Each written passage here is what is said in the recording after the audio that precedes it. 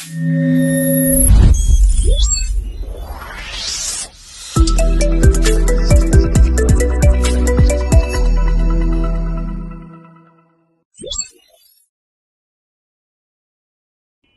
আলাইকুম। ডাক্তার মোহাম্মদ আবদুল্লাহিল কাফি আপনাদের সাথে রয়েছে আজকে। আমি মেডিসিন পরিপাকতন্ত্র এবং লিভার রোগ বিশেষজ্ঞ এবং থেরাপিউটিক এন্ডোস্কোপিস্ট। আজকে আমাদের রোগের যে ইতিহাসটি আপনাদেরকে জানাবো সেটি হচ্ছে একজন ইয়ং ভদ্রলোক যার বয়স 27। গত 3 বছর আগে তার পেট ব্যথার জন্য ঢাকায় চিকিৎসা করতে আসেন এবং চিকিৎসা করতে এসে দেখা যায় ওনার পিত্তনালীতে একটি পাথর রয়েছে এবং অগ্ন্যাশয়েও সমস্যা রয়েছে, যেটিকে আমরা বলি ক্রনিক প্যানক্রিয়াটাইটিস। তো সেই প্রেক্ষিতে উনি ইআরসিপি সম্পন্ন করেন। এই ইআরসিপির মাধ্যমে পাথর বের করা সম্ভব হয় না, ভেতরে একটি টিউব বসিয়ে দেওয়া হয় এবং অগ্ন্যাশয় রোগের চিকিৎসা করাও ওই সময় সম্ভব হয়নি। তো সেই প্রেক্ষিতে যখন আবার আমাদের কাছে এখন আসেন তখন আমরা দেখলাম ওনার অগ্ন্যাশয় নালী অনেক মোটা হয়ে গেছে, যেটি ক্রনিক প্যানক্রিয়াটাইটিস বা অগ্ন্যাশয় রোগের একটি লক্ষণ।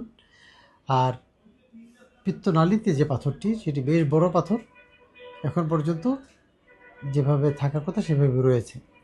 যেহেতু আগে পাথর বের করা সম্ভব হয়নি, এই জন্য আমাদের জন্য এটি একটি চ্যালেঞ্জিং ব্যাপার ছিল।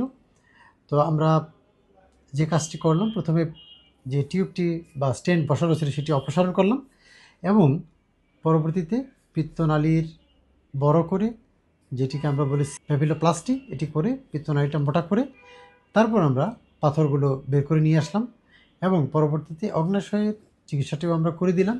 এর ভেতরে একটি টিউব বসিয়ে নিশ্চিত রূপে এক বা একাধিক সার্জারি প্রয়োজন হতো যদি এই চিকিৎসাগুলি করা লাগতো, যদি আমাদের পেট কেটে যদি সার্জিক্যাল প্রসিডিওরের মাধ্যমে যদি করতে হতো তাহলে এক বা একাধিক সার্জারি ওনার জন্য লাগতো এবং সেটি ছিল অত্যন্ত ঝুঁকিপূর্ণ।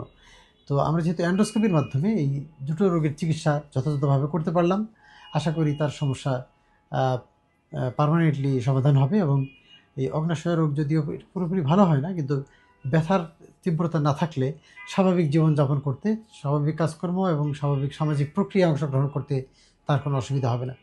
তা আমরা ওনাকে এই চিকিৎসা সেবাটি দিতে পারে আমরা নিজেরাও আনন্দিত এবং ওনার জীবনের মান উন্নতি হবে সেই কামনা করছি। ধন্যবাদ সবাইকে।